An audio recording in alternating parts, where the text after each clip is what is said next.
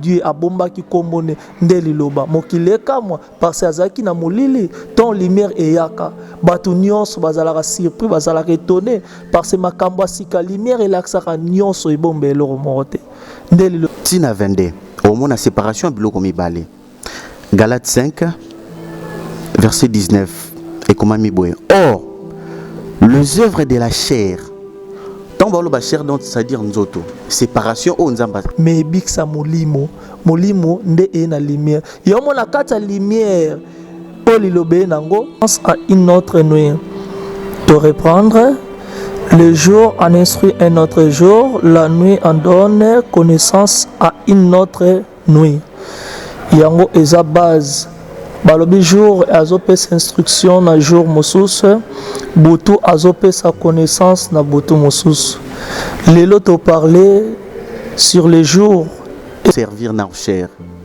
balobi boy or les œuvres de la chair sont évidemment c'est-à-dire il conduit l'impureté prostituée discours jalousie fureur pardon Bible nanga eza Thompson eza na contraire il y a Louis II mais bao bazo landanga ba comprendre quand même rivalité division akaboli or ce qui tilelo makamuto tangi ayo vandeli nango c'est que o tilelo ozo servir na chair balobi boy or les œuvres de la chair sont évidemment c'est-à-dire il conduit l'impureté débauche idolâtrie magie parti pris na 21 balobinin envie ivonnerie l'orgueil les choses semblables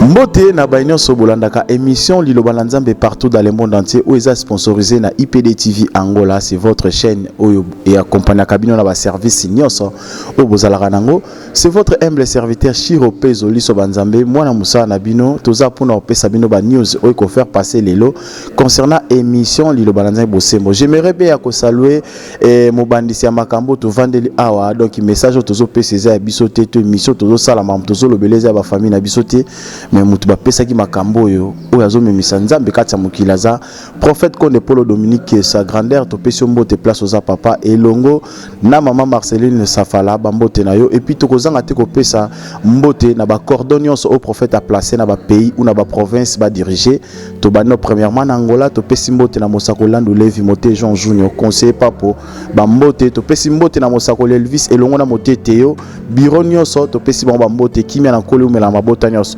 Je suis pas seul dans ce plateau. Tous a vraiment invité bozomo na bango baza mieux placé awa et na ko présenter bango te kasi bango moko ba ko se présenter liboso na bino pona ko accompagner émission Liloba na Nzambe bosembo ya mokola lelo. Mbote papa mbote Chiro Pezo ekozala bien ko yebisa bato surtout ba mona yo kala na IPD TV puis na émission Liloba na Nzambe bosembo ko expliquer bango oyo zali puis na makambo ekoleka wa lelo.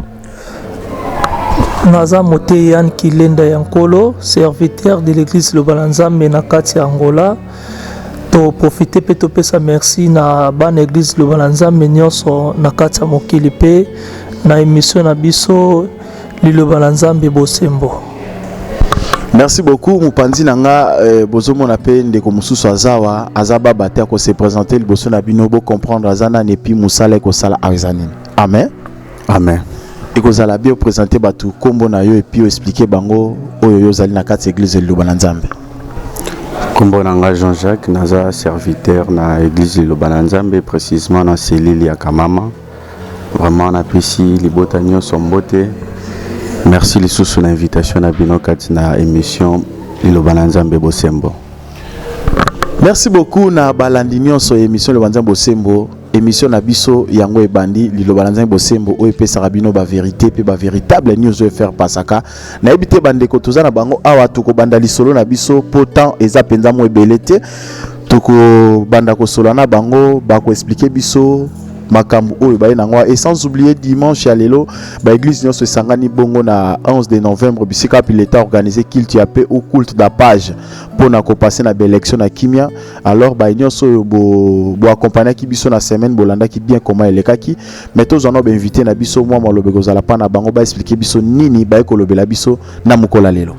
Merci beaucoup. Ming na question au bande ko batungisa même makasi na mukanda Psaume chapitre 19 le verset 3. Psaume chapitre 19 verset 3. Totangi makomi ona kombo Jésus-Christ de Nazareth. Le jour en instruit un autre jour. La nuit en donne connaissance à une autre nuit. De reprendre. Le jour en instruit un autre jour, la nuit en donne connaissance à une autre nuit. Yango eza base.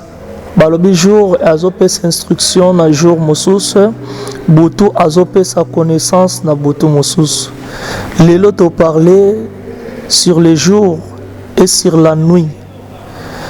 Avant qu'entamer d'abord message na biso ya lelo. Tolobelelo komoko oelobama tro na mokili pe concernant nuit. Na mokili tova na kati mokili ya réalité mokili balobi la nuit porte conseil. Le tolobela jour tolobela pe nuit. Mais to bandano na nuit. La nuit porte conseil. Or ba pesa conseil na mutu oyo asala mabe to mutu azana ba problème to akweli likambo moko nde ba pesa kaye conseil. Mais tant balobi la nuit porte conseil, c'est que conseil mingi bazwa que sengeli bazongo na kati ya butu. Mais surtout na kati ya butu, ba miyibi bayiba na butu, bandumba basa kindumba na butu, ba esprit mingi ya mabe esiégera pesa la makambo belé ya mabe na butu. So ezaki butu pesa conseil, mais na miyibi, na ba criminel, so komi butu Mounioso ngati kaba œuvre nyoso ya mabe. Mais tu dois comprendre que butu epé saka conseil que. Mais so butu epé sa conseil, c'est que Nzambe pas se pela na butu, c'est que butu est la première conseiller Nzambe. Mais total non est-ce que Nzambe moko alingaka butu nde totanga nanu première référence na biso na mokanda Genèse chapitre 1er verset nango Tokozwa na 2 ti na 5 Genèse 1er tozui 2 ti na 5 balobi la terre était informe et vide et il y avait des ténèbres à la surface de l'abîme et l'esprit de Dieu se mouvait au-dessus des eaux. Dieu dit que la lumière soit et la lumière fut. Dieu vit que la lumière était bonne et Dieu sépara la lumière d'avec le ténèbre. Dieu appela la lumière jour et il appela le ténèbre nuit. Ainsi il y eut un soir et il y eut un matin. Ce fut le premier jour. Dans il y a création dans le livre Révélation.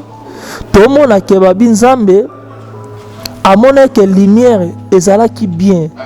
So Nzambe amoni lumière ezalaki bien. C'est que ténèbre ezalaki bien te pas Nzambe. Nzamba sepele na ténèbres te or na création na début na livre Révélation Genèse. Premièrement tobenga Genèse livre Révélation parce que makambo oyo komami awa Moïse avekaki na Genèse te. Moïse a botami na Exode mais makambo komi na Genèse Nzambe a révélaki ye. Na kati révélation en a 3 voyages.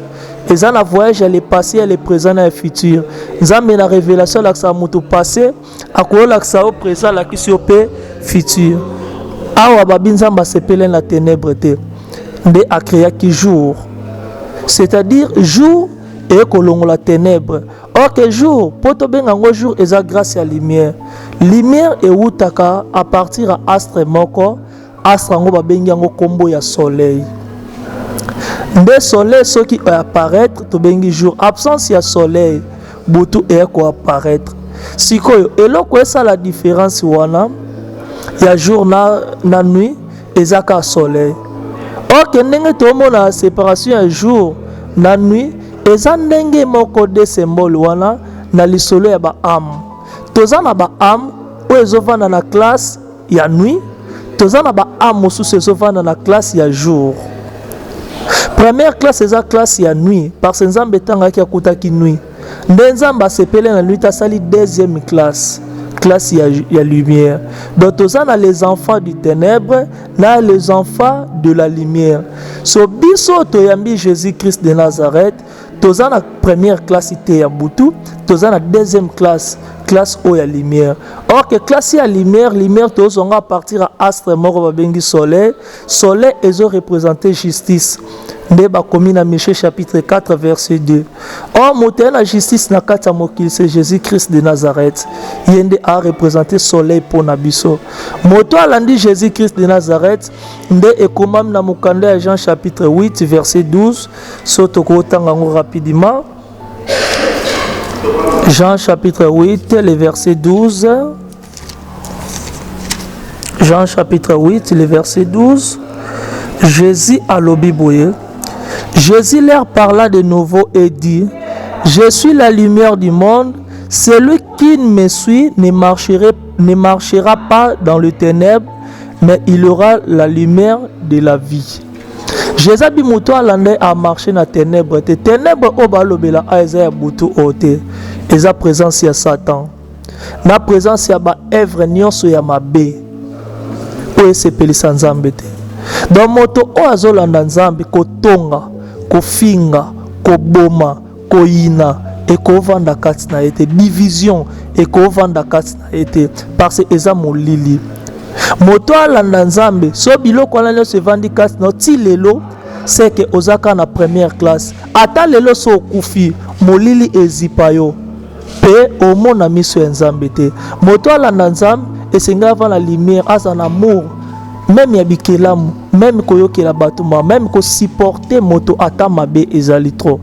Yango monument muke base ya lumière yango wana. So esika totangi balobi jour ezo pesa instruction na jour mosusu. Tomo na 2 jours. Premier jour eza jour nini, deuxième jour eza jour nini. Premier jour a tomona eza présence à Jésus-Christ de Nazareth. Jésus lokola jour asali biso pe lokola ba deuxième jour. Donc Christ a appelé sa biso instruction pour Jésus à jour biso pe to lande to comme lokola ba jour. Donc présence la biso esika ya batu ezo porter lumière pe et porter amour. Ya mon muto atambola na obanga nzambe soit ki otala ta muto abela soit komi pembe na ye muto la ta ba demo bazinga ki e mulili départ na ye muto la tikala na lumière.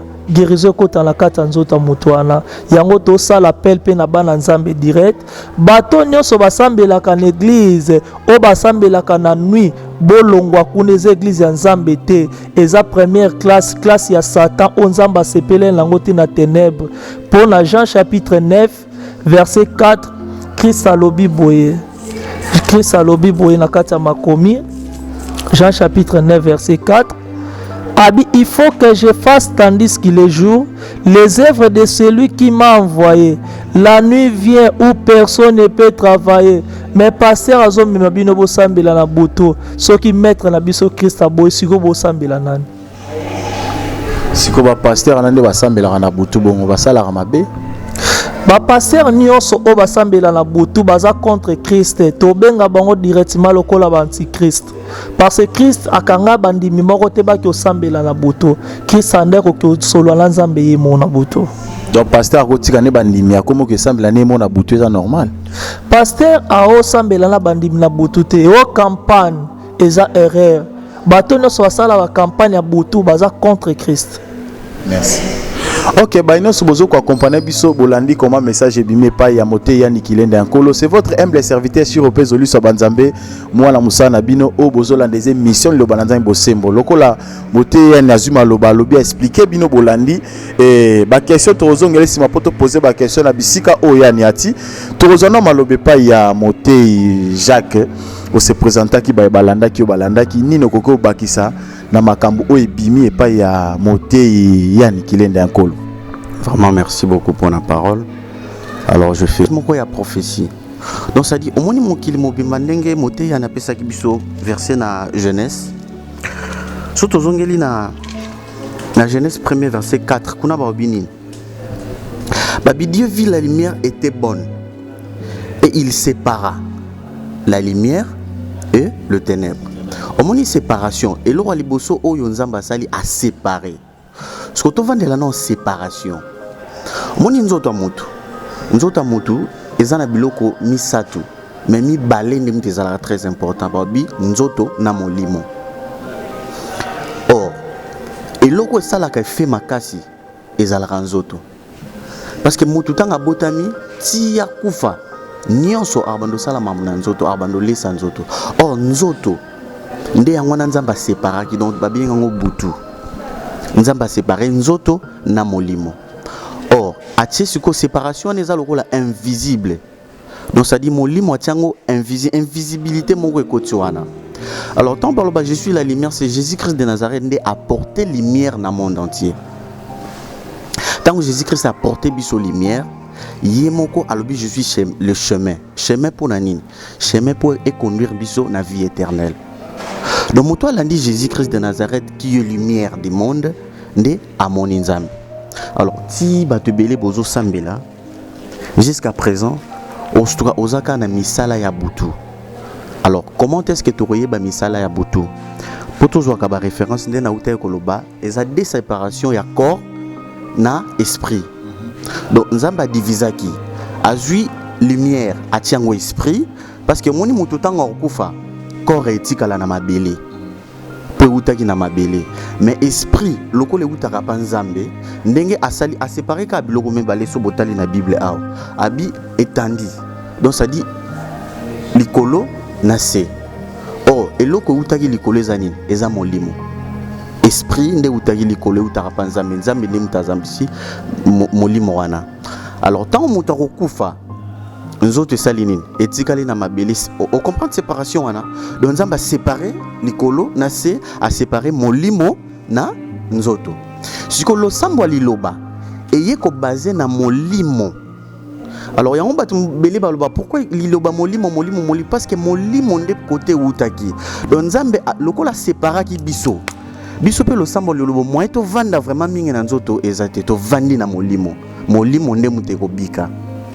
Alors sotali na mokanda ya Galate a basali siko séparation ya molimo na nzoto donc ça dit ba pesi biso biloko mibale. Galate 5 bako banda na première verset na bandaku biso soto tangi na 19 tina 22 au moins la séparation biloko mibale. Galate 5 verset 19 et comment miboye. Or les œuvres de la chair tant balo ba chair donc c'est-à-dire nzoto séparation o nzamba akaboli. Or ce qui ti lelo makamuto tangi ayo vandeli nango c'est que au tilelo ozo servir na chair balobi boy. Or les œuvres de la chair sont évidemment, c'est-à-dire il conduit l'impurité, débauche, idolâtrie, magie, prostituée, discours, jalousie, fureur, Bible nanga eza Thomson eza na contraire il y a Louis II mais bao bazo landanga ba comprendre quand même. Rivalité, division, parti pris. Na 21 balobinin. Envie, ivrognerie, l'orgueil. Les choses semblables, je vous prescris, revient comme je l'ai déjà fait. Ceux qui se livrent de détails pratiques n'hériteront pas le royaume de Dieu. Na 22 balobinin. Mais l'esprit, le fruit de l'esprit, l'amour, la joie, la paix. Donc, esprit, pourquoi? Esprit a sali déjà différence parce que esprit o nzamba kabula qui entre esprit na nzoto. Donc, butu na molili. Batali sibiso misala ya butu. Moto azo continue ko sala misala butu nde akozwa bo konza se côté. Mais moto ako pratiquer azana lumière. Or, so totali lumière, tous en a 4 sortes de lumière. Première lumière, mon lumière est la lumière naturelle, artificielle. Lumière, tous en a lumière où on zamba akeli, ndenge moté alobaki ba astre, et la lumière naturelle où on zamba sali. Mais tous en a lumière ténèbres, na lumière yanzambi. Or, nzambe siko alingi totambola na lumière na ye ki Jésus Christ nde na lobai na bandeli po tolanda ye siko to imagine omoni butu ntango eyaka omona butu eloko eapportaka pa bato ezalaka kobanga omoni mutu mosusu amoni elamba mo mpe bafiniki mais eza na oka na eloko te mais vi ke butu ezali omona moto obanga yango moni bato mosusu bazaka soki molili ezali courant eza te kobanga kolala ye moko te mais soki lumière ezali moto amoni a se sentir à l'aise yango moni bato mosusu na Kinshasa bazaka soki courant ye moto asepeli omona bato nyonso bagangi mpo courant ye pourquoi et apporter lumière marke tout eza artificiel moto asali mais lumière tellement ye et apporter joie. Il y a un livre, il y a 1 Thessaloniciens 5, c'est ce qu'on a dit, soyez toujours joyeux. Pourquoi? Moutoufois, ça a la lumière quand il apportera joie. Mais ténèbres et apportera ni ténèbres et apportera. Moni ko banga wana, ko banga ne misala ya molili. Moutazo banga, pourquoi zo banga parce que ténèbres ezali. Donc ça dit moutou nyonso, ya ngobana lo baba longola ko banga nzamba osala. Moutou azo banga se kazana na molili. Or molili est apporté nini et apporter bénéfice pour mutakota na ténèbres et apporter bénéfice pour mutakota na enfer misala nyonso ya mabe moto azana ko yinande moto ya moto azana ko yin eza misala nyonso ya nini ya molili. Merci beaucoup Bolandi biso pe bozolanda biso tozo continuer na bandi boyoki koto intervention salami ndenge to bandaki na liboso menga na kolinga mingi tozonga epai ya mote ya nikilenda ya nkolo osala nanu lecture ya Psaume verset wana po bazolanda biso bamekepe kozala vraiment basé na message ezobima mkola lelo ko différencier ba biloko wana puis poto poser pe ba question na biso oyaki na commentaire pour na ko éclaircir surtout ba fidèles de Dieu bazolanda biso. Je crois que bazo ko accompagner biso na pesi bino bambote place on boza kimia na kolo et bila bino et continuer kozana bino c'est votre humble serviteur sur Opezolu Sobanzambe. Psaume chapitre 19 verset 3 ndenge shirope zolobaki totanga na kombo Jésus Christ de Nazareth. Le jour en instruit un autre jour, la nuit en donne connaissance à une autre nuit. Siko la nuit donne connaissance à une autre nuit. Siko ndenge ba komi ba écriture oyo boy. Est-ce que tozana butu oyo mutabanga ya musuni ou bien tozape na butu mususu oyo ezape ya ndenge moko ya molimo? Faut ko expliquer parce que nuit o tozomona ya boye nde tolala rapongi mutu nyonso ayebi yango mais bouti ko bimisa susu nuit moko awa ebimisi biso na lumière. Alors bo expliquer na nuit wana ba critère nango et se planter wapi na libanda po batu ba comprendre bisika o nuit wana bino bolobe les aleli. Merci beaucoup. Émission ngo to sepela na émission ya Liloba Nzambe bosembo po ekenda ko kundola na makambo supo peuple de débat salaka éclairé. Totanga no Ésaïe chapitre 9 verset 1er. Bakomi boye totanga na komba Jésus Christ de Nazareth. Le peuple qui marchait dans les ténèbres voit une grande lumière. Sur ceux qui habitaient le pays de l'ombre de la mort, une lumière resplendit. Peuple libota o batambola ki na molili bamoni lumière eye. Lumière na molili o bazolo bela awa. Eza ya butu te o butu komi non. Butu o bazolo bela a ezo représenter Satan. Peuple o balobela eza ki peuple de Dieu. Babanda ki kotambola na se ya molili. Molili c'est-à-dire le kuta ezipaki misto connaissance ya peuple de Dieu. Le sambo mosusu eye na doctrine de Jésus-Christ de Nazareth eza lumière nde ekolaki sa réalité ya écriture na volonté ya Nzambe. Molili eza nini? Ndeti makomi o ming souci ya Nzambe atiango na Bible mais bato bele bayebaki te.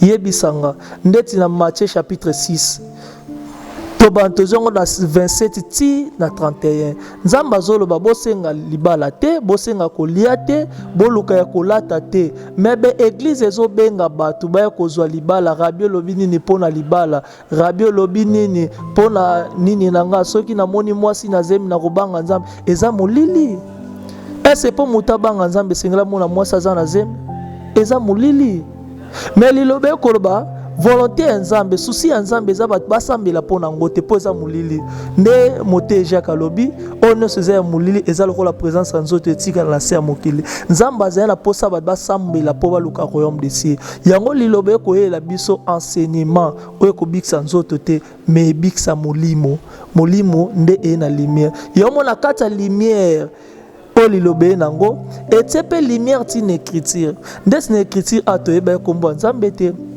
me liloba ntango ye na lumière elakisi kombo ya nzambe nde bakomi na Apocalypse 19 verset 11 ti na 14 kuna balobi le nom de l'éternel le nom de Dieu abombaki kombo nde liloba mokili ekamwa parce azalaki na molili ton lumière eyaka bato nyonso bazalaka surpris bazalaka étonné parce makambo ya sika lumière elakisaka nyonso ebomba eloko moko te nde liloba ekolakisa biso lumière ya nzambe donc tosambela esu na mangomba wana te oyo abengaka oya oluka libala so nzambe abongisaki okozwa yango c'est un peu ça.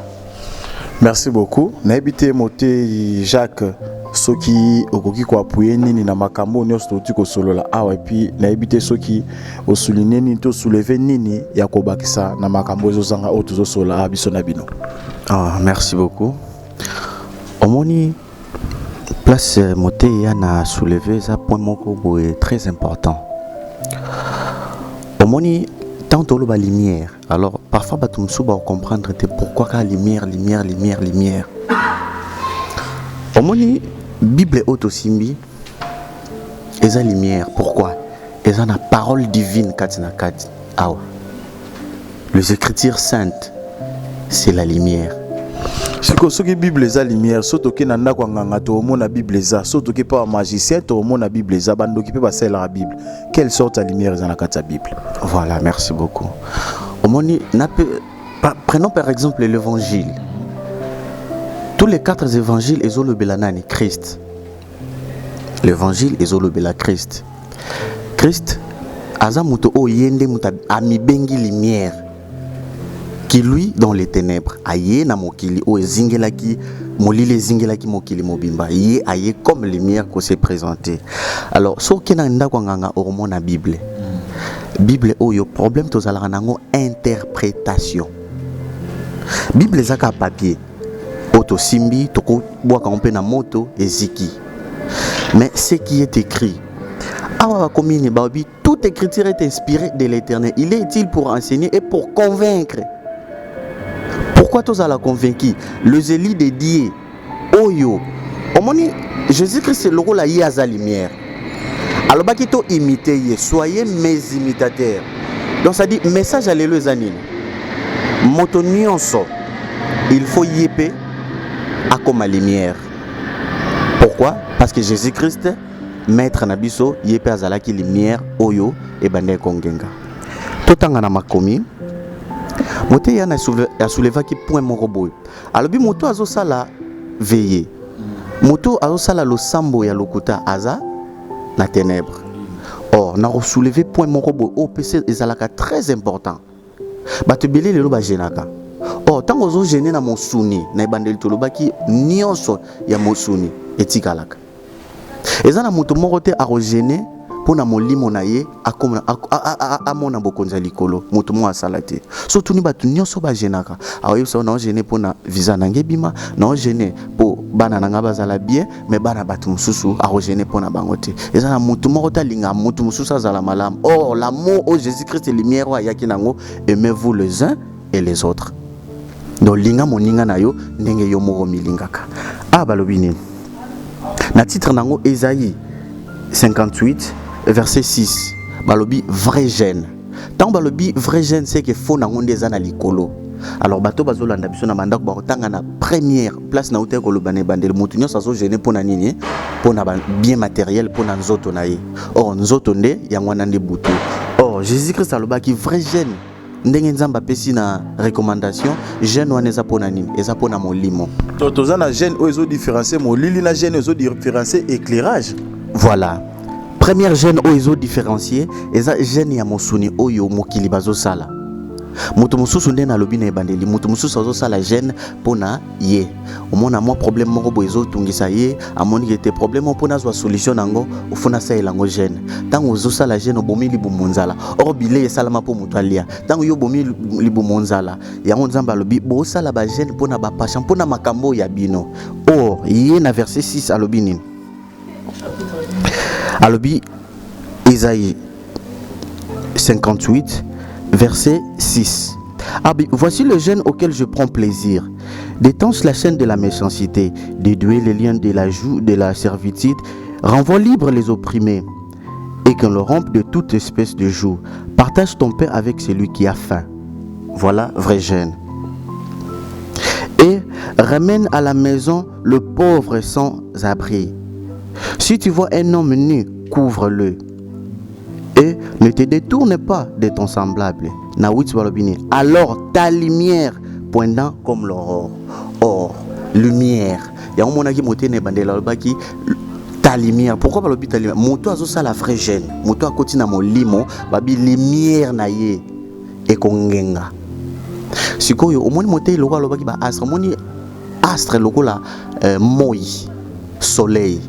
Tant au soleil a bimi yango et empêchaka ténèbres et exister. Ne peut so comprendre. Donc ténèbres azoko empêcher lumière wana soleil azoko empêcher ténèbres et exister. Donc ça dit yango balobi moto azosa la gêne à malamu ako empêcher misala molili na nzoto na ye. Yango moni na loba baba telema ngenga nzambe pole na yo moto nyonso osala malamu. Donc ça dit lelo bit na biso principal ezali moto nyonso ye fois banda ko sala malamu po ye pe a imiter Jésus Christ a comme lumière. Lumière wana fo telema ongengango okongengango wapi na ténèbres na malamu nyonso ya mabe. Merci beaucoup. Na habité moté yani toujours qui est presque déjà na fin pour to chiter na émission na biso. Na habité ni noko bakisa o etikalaki ya mwa muke pour to clôturer ma solo na biso ya lelo. O etikalaki ezaboye. Carte ya mapa. Soki na boulangerie to na padaria, o ezape boulangerie na portugais. Au présentant ba pesa o mapa rapidement. Po bebi ke eza musala na yo yango wana ya moto oyo. Mais soko memi yango na place bateka mikate ba pesa o mikate te. Pono loba nini Bible oyo e pa na biso na liloba na Nzambe po toza na lumière nde e porte vie. Na ndako nganga to place o bana kombo Nzambe te Bible oyo eza lumière pona bango te. Pe eloko ko bakisa eloko e kamusanga na kati ya mokili makambo basala Nzambe basala. Même pe na bawenze na mona na note esika pasteur ayaki ote esika batama bende bazalaka bakendaka esika ba mama ba tomate bato basala mwa mombongo o babike na suka nango bakoza mwa quelque chose pour nous laxake ba na évangile ya nzoto mais côté ya bato ya mabende bakenda côté ya te pe présence ya lumière ndenza masala kiango zaeka po eko ko dominer mulili do bokonzo nyonso mulili ezaki nango lumière azwango yamo liloba na Nzambe église liloba na Nzambe e ko botola bokonzi nyonso satan nde ko salela ezongisa bokonzi na maboko ya Nzambe nde toyembi 7e trompette pouvoir nyonso connaissance nyonso liloba e ko kitisa yango pepe sa connaissance à l'école evanda kata peuple de Dieu batambola c'est la volonté ya Nzambe et zamo muke yango netikalaki to remercier bino makasi Mosakoli Shiro Pezo IPD TV na émission na biso Bosembo émission liloba na Nzambe Bosembo surtout na bato balanda biso mingi na États-Unis Sir Guidel Masinga na ba mama na biso Belgique mama Guylaine Kaleka na bata Congo bandeko na biso Sila Kalonji na ba mama na biso Mi José o balanda biso penza makasi Clarisse Kilenda ba mama d'honneur na Suisse y compris mama Rose merci beaucoup na obo soutenir biso pour musala Nzambe ke liboso Bosani Gamaliel. Ah bébé Gamaliel na bébé na biso Jemira na mama na bango mama Blondel Lotete. Merci beaucoup na habité koto pe moté Jacques Rozangate bato po tozo ke déjà toujours cité vers la comme kepe ko ko mekape ko loba moi liloba na ba o nyonso ba accompagner biso concernant émission oyo et tout ti ko faire passer en to tozo lexa lelo moi liloba o sala bien. Merci beaucoup. Pona bato balandi biso message on a repesa moni ko posambela mutu nyonso akenda ani ko sambela mais lo sambo ngepesa mi pona bato mayele so zazobo ko sambela te o comprendre pe makamte pour yeba nini o sala te po nini po ko zoate alors faut ala mayele alors sagesse wana epesa mi gratuitement na église le lobana nzambe bazoba biso tozaki bazoba tozui mayele gratuitement to futia te lorote alors sagesse wana etambola mokili mobimba ndenge boyebi wana fo ezipa mokili mobimbo. Alors message nanga ya suka pona bandima liloba merci beaucoup na ndenge bozo ko sala po liloba na biso ekende liboso bolemba te bo continuer moto na moto azo sala o azana kati ya lumière bénéfice kozala un jour bolanda biyoka yoka te bosala bisala sala te sala o lumière etindi yo osala moto azana lumière ayoka ténèbre te moto azana lumière alandaka ténèbre te moto pa azana lumière amonaka ténèbre te moto azana kati ya lumière ase méfiaka mingi na kati ya lumière. Pona ba dédicace en tout cas na pesi mbote na Glorifie Mwaka à partir des États-Unis mon frère Fabrice place azali mbote na ye liloba yango batikeli biso liloba nde ezali pain de vie donc moto yo ailandi liloba yende mutaka mona mboka na nzambe no bako contredire yo te na message mosusu en tout cas na pesi susu banaka mama bango nyonso mbote o bazo soutenir biso susu na mosala na biso po tokende liboso place nyonso bazali en tout cas mbote na bango ba continuer ndenge bazali nzambe akopambola bango. Merci beaucoup. Merci beaucoup. Wanezala ki bandeko to yambaki nde bazwa ki maloba pe ya kotalisa libota ko lendisa famille ya Nzambe bisika pe bozali bozwa ba bon message ko accompagner biso poto mona bokonza likolo nyonso ya sekoleka e kotika la pamba to lingi to pesa surtout to lipe conseil na ba nyonso bo accompagner ke mission le banzan bosembo en tout cas kopesa tolina bae o nyonso balingaka kosalisa rajina banzele pa ya batu en tout cas ça désormais eloko anebetameli c'était makase pa ya mobandisa makambo donc J référence ya kosalisa Jésus soza na Congo Kinshasa na nunga 33B bisika wapi J esalemaka soza na Brazzaville ba place ezali na siège à Brazzaville église le balanzambe kende salisa J oza ana mboka Angola Luka siège ya Angola place eza précisément na roi d'Oueshka la boka perte igreja ye ba donc na Petra ngol bisika pi basali sarapeji ya église ya Liloba la Nzambe ba nyonso boza na kati ya IPD TV Angola sur Facebook WhatsApp bo accompagner biso tozela ba commentaire ya émission derrière la caméra tozomona bongo Frank Azawana bambote na yo na régie pona mamotali son tozomona DJ Clivin et puis caméra ben insert tozomona Manu GC Jean Smith bambote pa ba nyonso bolanda ki biso sans oublier so tozala musalo boye grâce à ba responsable bazo diriger mboka Angola tokozala ben grand te mbote pa ya Mosako Lando Levi mbote pa ya Moté Jean Junior mbote pa ya conseiller papo mbote pa ya ba mama na biso bozala kana ba papa na biso to pesi bino ba mbote kimia na nkolo et oumela na mabota nos tomone na bino à la fois prochaine. Merci beaucoup.